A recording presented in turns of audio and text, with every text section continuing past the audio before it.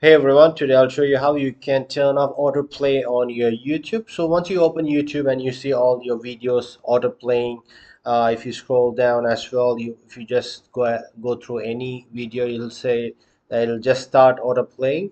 Or if you want to stop autoplay once you are done watching one video, you might start playing the next video. So what we can do for this is just go ahead and click on your display picture, which is on the bottom. Just go ahead. And once you are here, just click on this gear icon on top, and then over here just scroll down and you'll reach video and audio preferences. So just click on playback, and here you can turn off autoplay next video. We also have another option. We can just click on playback in feeds, and you can turn this off as well.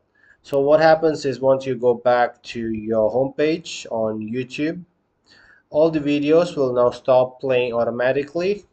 So that's one of the best things you can do as well. So if you found this video helpful, do like the video and also subscribe to my channel. I make amazing tech content. So thank you and have a nice day.